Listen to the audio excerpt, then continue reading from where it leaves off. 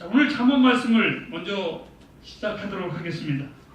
믿음이라는 것은 어떤 것이냐라고 묻는다면 저는 하나님의 말씀, 즉 하나님의 훈계를 굳건하게 붙잡는 것입니다. 오늘 이 잠언서에는 하나님의 말씀을 여러 가지로 은유했습니다. 때로는 훈계로, 때로는 권면으로, 때로는 하나님의 귀중한 보화로 여러 가지 이야기를 했는데 오늘의 말씀은 훈계라고 이렇게 말씀해주고 계십니다. 하나님은 우리를 가르치시기 위해서 하늘에 계시면서 우리를 인도하기란 우리의 수준이 하늘의 수준에 닿을 수가 없었습니다. 그래서 하나님께서 친히 이 땅에 낮아지시면서 우리의 눈높이에 주님이 맞추어 주셨습니다. 자, 그리고 하나님은 우리에게 맞춰서 말씀하셨다면 이제 우리의 몫이 하나가 있는데 그것은 우리는 하나님의 말씀을 잘 듣는 것이 우리의 몫이라고 저는 알고 있습니다. 많은 사람들이, 그리스도인들이 이런 말을 합니다. 누구나 다, 나도 역시 마찬가지지만 아이고 믿음이 참 좋네요 하면 제가 믿음이 없어서 참 부족해요. 이렇게 우리는 고백할 수밖에 없습니다. 그것이 우리 한국 사람들의 어떻게 보면 예의라고도 말을 하지요. 우리 어렸을 때에도 보면 배가 고파서 저희 집에 놀러 왔는데 친구가, 우리 어머니가 물어봅니다. 너 밥 먹었니? 그리고 우리는 예의상 말을 합니다. 네, 먹고 왔어요 라고 말을 합니다. 실제로 먹지는 않았습니다. 그리고 먹을 것을 사과를 주려고 하면은 친구는 이렇게 말하죠. 아니 괜찮습니다 라고 말을 합니다. 근데 어머니는 이미 저놈이 배가 고픈 것도 알고 못 먹어서 온 것도 아시기 때문에 그렇게 물어보면 괜찮다고 할 것이기 때문에 우리 어머니는 항상 사과를 집어 던지십니다. 받으면 어차피 그가 먹기 때문에 그렇습니다. 자, 오늘 바울 사도는 우리에게 믿음이 연약한 우리들에게 이렇게 말했습니다. 우리를 구원하는 믿음은 돈을 주고 사는 것이 아니라 하나님의 말씀을 듣는 것에서 납니다. 그렇다면 우리가 이 하나님의 말씀을 듣는 것을 소홀히 할 수가 없을 것입니다. 그리고 이 하나님의 말씀을 우리는 소중히 여길 수밖에 없습니다. 하나님의 말씀이 좋은 것이라면 우리는 대충 붙잡을 수가 없는 것이고 이 말씀을 정말 귀한 것이라면 우리는 굳게 붙잡을 것입니다. 성경에 어느 병든 여인이 주님의 옷자락을 스치기만 해도 그의 병이 나음을 받았습니다. 그렇다면 하나님의 이 살아계신 말씀을 굳게 붙잡는다면 어떤 역사가 일어날지 우리는 기대하면서 이 하나님의 말씀을 들을 줄을 알아야만 합니다. 물에 빠진 자가 자기가 살기 위해서는 지푸라기 하나라도 꽉 잡듯이 나와 여러분들이 하나님의 말씀을 꽉 붙잡기를 주님의 이름으로 부탁합니다. 잠언서를 제가 여러분에게 가르치고 전하려고 준비를 하면서 이 말씀이 재미가 없었습니다.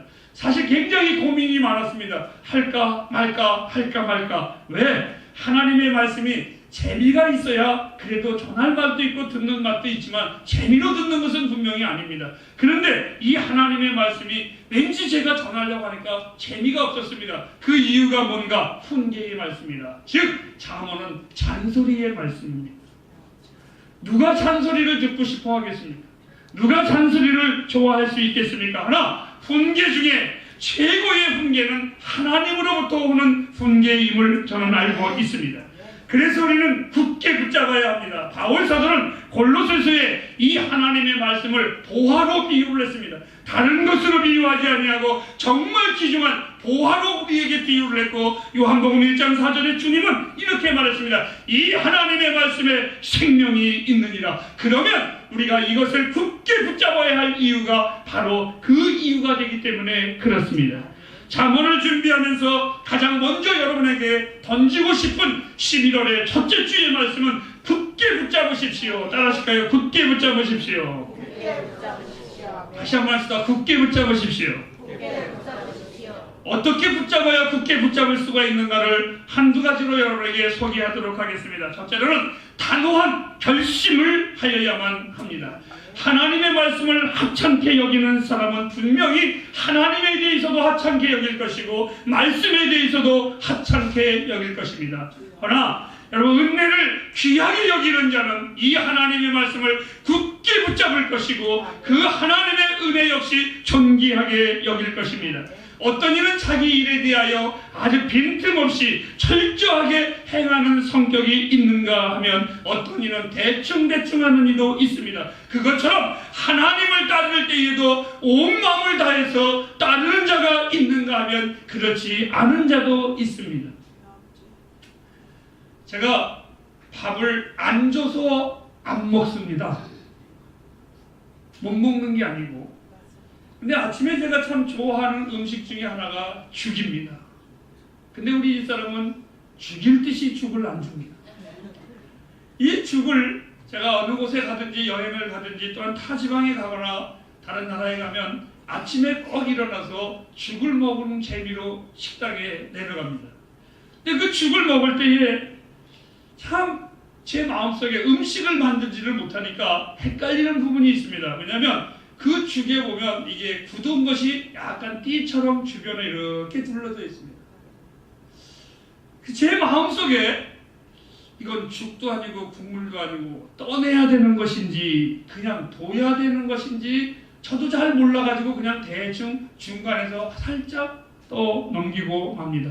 불가정 여러분, 여러분이 예배하는 주님이 진짜라면, 그리고 여러분의 신앙이 이 하나님의 말씀 가운데서 분명하다면, 참이라면 우리는 떠다니는 띠와 같지 않을 것이며 우리의 생명과 영혼이 주의 일에 힘쓰겠다라는 그 결심이 심령 속에 일어날 수밖에 없습니다. 나는 여러분들이 그 죽 위에 떠있는 그게 죽인지 아니면 국물인지 아무것도 아닌지 떠내야 되는 건지 안 떠나야 되는지 아무것도 아닌지를 모르는 그러한 그리스도인들이 되지 않기를 바랍니다. 분명한 하나님의 사람들이 되기를 바랍니다. 정말 분명한 하나님의 그 거룩한 백성임을 아시기를 바랍니다. 저는 여러분의 속마음을 잘 모릅니다. 여러분 스스로가 판단해 보시기를 바랍니다. 목사로서 저는 여러분들을 권면하고 또한 여러분들을 축복합니다. 하나님의 진리를 굳게 붙잡으라고, 예수 그리스도를 굳게 붙잡으라고. 그렇지 아니하면 여러분의 모든 신앙의 고백이 어느 날 멀지 않아서 세상의 조롱감으로 변해버리고 말 것입니다.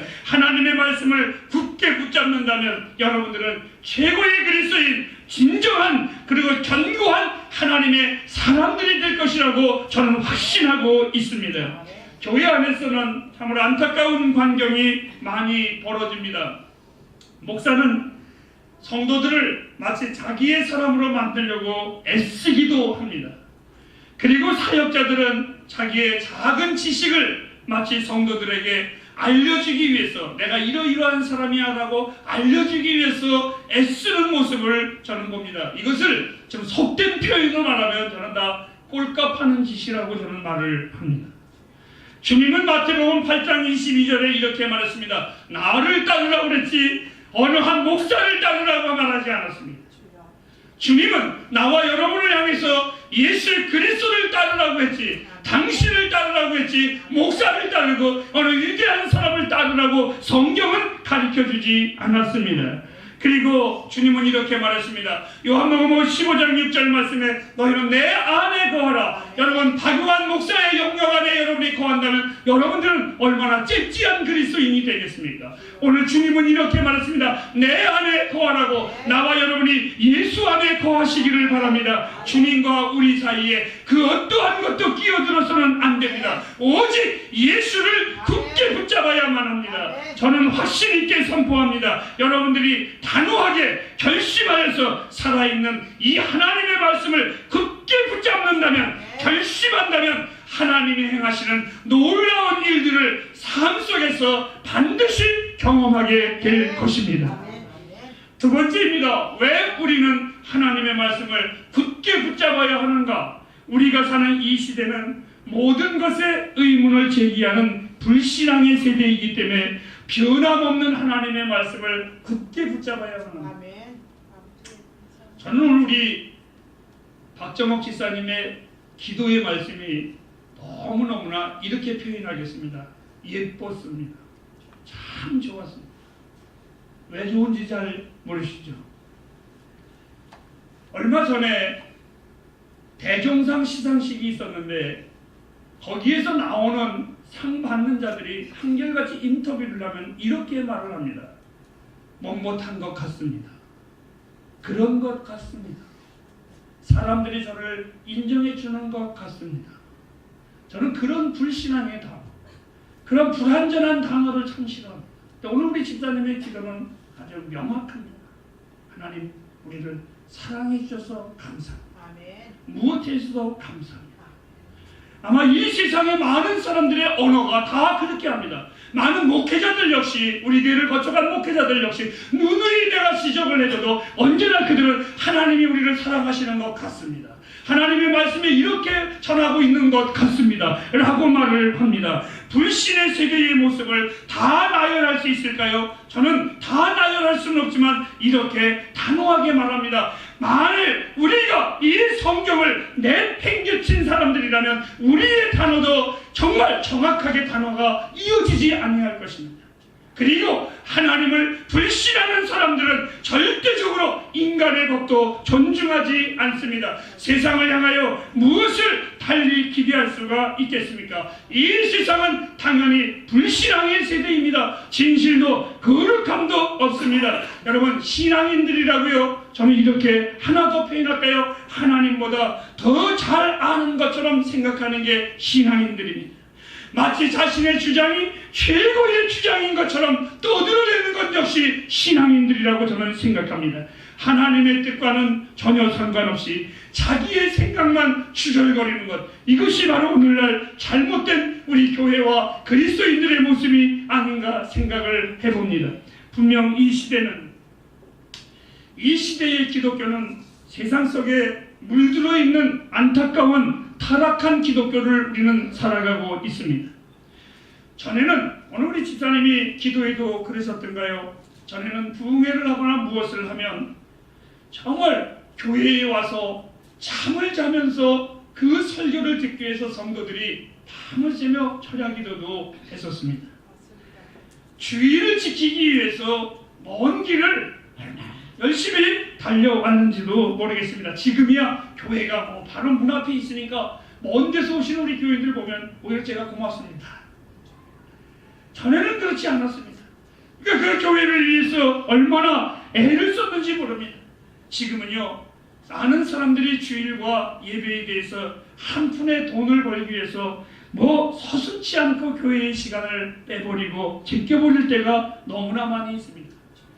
이 세속의 물결이 너무나 범람하였기 때문에, 아니 쓰나미처럼 이 교회 안에 밀려 들어왔습니다. 하지만 그 쓰나미 속에서도 흔들리지 않는 굳건한 기둥을 붙잡고 있는 사람은 살아나듯이 하나님의 말씀을 굳게 붙잡으시기를 바랍니다. 더욱더 하나님의 말씀에 귀를 기울이시기 바랍니다. 그러면 세상을 이길 것입니다. 그래서 성경은 오늘 이렇게 말합니다. 내 아들아, 훈계를 굳게 붙잡으라. 아멘. 세 번째입니다. 말씀을 굳게 붙잡으면 어떠한 유혹이 있습니까? 역사의 시간 속에 이단자들이 날뛸 때마다 그 나라는 굉장한 위기와 어수선함에 봉착되어 있습니다. 잘 들으시기 바랍니다. 오늘날과 같이 우리나라가 갈라지고 쪼개지고 흩어지고 거의 무방비 상태인 나라가 무정부 시대와 같이 흐트러지는 이러한 시대는 없었습니다. 그런데 특이한 것은 아무도 그 이단자들이 곳곳에서 설치는데도 아무도 분노하지 않고 당연지사를, 시사 이야기를 하면 안 되지만 하나 하겠습니다. 며칠 전에 양심적 병력 기피라는 판결이 나와서 나라가 시끄럽습니다. 저는 양심이 없어서 군대에 갔다 왔습니다. 더 안타까운 것은 오늘 아침 뉴스에 이렇게 나왔습니다. 많은 청년들이 여호와의 증인의 성도가 어떻게 됩니까? 라고 그 성도가 되기 위한 가입 무의미가 폭주하고 있답니다. 여러분, 이것은 정말 불법이고 아닙니다. 사람의 양심을 어떻게 사람이 판결할 수가 있겠습니까? 이것은 마치 이 땅에 이단자들을 양성하는, 마치 기독교를 폄하하는 그러한 모습들을 보면서 그 누구도 분개하지 않고 그 누구도 화내지 않습니다. 아니, 세상이야 그런다고 할지라도 교회는 분명히 하나님의 말씀을 붙잡아야만 합니다. 교회가 인본주의로 진리인 척 득세하고 있습니다. 살았다 하는 이름은 만족하면서 살아가고 있는데 다 거짓말입니다. 그리스도의 생명이 우리 안에 역사해야만 합니다. 그것이 바로 하나님의 말씀을 굳게 붙잡는 방법입니다. 여러분, 이단이 설칠 때 나라는 반드시 흔들리게 되어 있습니다. 이것을 역사가 증거하는 겁니다. 우리 그리스도인들이 더욱더 하나님의 말씀을 붙잡아야만 합니다. 오늘 성경은 말합니다. 내 자녀들아, 나의 훈계를 굳게 붙잡으라고. 그러면 어떤 유익이 있습니까? 그것은 첫째로 참된 신앙은 여러분의 참 좋은 최고의 친구입니다. 오늘 본문의 훈계를 굳게 붙잡아 놓치지 말라고, 바로 이 안내자가 없이는 천국에 갈 수가 없습니다. 여러분은 이 말씀을 굳게 붙잡아야만 합니다. 잠언서 3장 1절 말씀에 하나님의 법을 잊지 말라. 그리고 2절에는 그리하면, 그리고 6절에는 이렇게 말했습니다. 나의 길을 인도하시리라. 이보다 더 좋은 친구는 없습니다. 두 번째입니다. 내 인생의 가장 귀한 보배가 하나님의 말씀입니다. 오늘 이 말씀에 훈계에 지키라는 단어가 나옵니다. 이것은 현재뿐 아니라 장래에도 여러분들이 영원한 기업이 될 말씀이기 때문에 지키라는 것입니다. 모든 것을 다 놓쳐도 하나님의 이 진리만큼은 티끌만큼도 놓치지 말고 떠나보내지 마시기를 바랍니다. 마치 희귀하고 값진 보화가 있다면 절대로 놓치지 않는 거죠. 옛날 유럽의 전쟁에서 어느 한 왕이 부하에게 아주 소중한 다이아몬드를 주면서 빨리 어느 곳에 전달하거라. 이것을 잊어버리면 절대로 안 된다라고 했습니다. 이 부하가 그것을 가지고 가다가 그만 도적을 만나서 살해를 당했다는 이야기가 들려왔습니다. 다이아몬드는 모르겠습니다. 손에도 없었습니다. 아무데도 없었습니다. 그때의 왕은 이렇게 말했습니다. 아니다. 그 시신을 가져라. 그는 분명히 내가 소중한 것이기 때문에 그는 그것을 빼앗기지 않았을 것이다. 그 시신을 가지고 왔을 때에 그 부하는 왕이 소중한 것이라고 했기에 그 다이아몬드를 입속에다가 물고 자기의 위장 속에다가 보호를 했습니다. 사랑하는 여러분, 하나님이 우리의 인생에 가장 값진 것, 하나님의 말씀입니다. 중국 지하교회에서 얼마 전에 마태복음을 공부하다가 잡힌 사건이 있었습니다.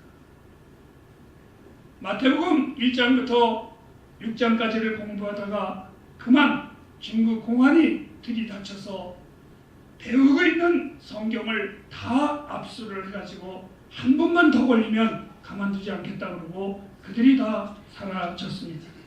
그때에 한 소녀가 그 공안을 향하여 이렇게 중얼거리고 말을 했답니다. 성경은 빼앗았지만 내 안에 마태복음 6장은 지우지도 빼앗지도 못할 것이라. 여러분, 이 하나님의 말씀은 우리의 보화입니다. 그래서 이 말씀을 굳게 붙잡는 나와 여러분이 되기를 바랍니다. 끝으로 이 진리는 우리의 생명입니다. 제가 군대에 있을 때에 작전 중에 길을 잃었습니다. 그때 나에게 길을 찾게 한 것이 나침판이었습니다. 나침판은 나와 내 분대원들의 길을 인도했습니다. 작전 중에 이 나침판은 생명이고 생명을 살리는 거였었습니다. 내 인생의 이 나침판은 하나님의 말씀입니다. 저는 도박을 좋아합니다. 그래서 저는 이 하나님의 말씀 앞에 나의 삶을 걸었습니다. 이 하나님의 말씀 앞에 내 인생을 걸었습니다. 한 번도 후회하지 않았습니다. 한 번도 부끄러워하지 않았습니다. 아니, 아까도 잠시 말씀드렸다시피 나에게 다른 좋은 조건이 들어와도 저에게 있어서 행정보다 하나님의 말씀이 저에게는 더 좋습니다. 이 하나님의 말씀을 증거하는 것이 더 나에게는 존귀합니다. 절대 후회하지 않았습니다. 아니, 할 수도 없습니다. 그것은 지금까지 내가 생각한 것보다 나를 더 귀하게 인도해 주신 분이 하나님이셨습니다. 저는 끝까지 내 삶의 모든 것을 하나님의 말씀에 걸 것입니다. 그리고 우리 햇불 가족들이 하나님의 말씀을, 이 훈계의 말씀을 굳게 붙잡을 수 있도록 열심히 기도할 것입니다. 마칠까요? 4장 1절 말씀에 이렇게 말했습니다. 내 자녀들아, 하나님 아버지의 훈계를 굳게 들으며 영처를 얻기를 힘쓰라. 그리고 13절 말씀에 이것이 네 생명이니라.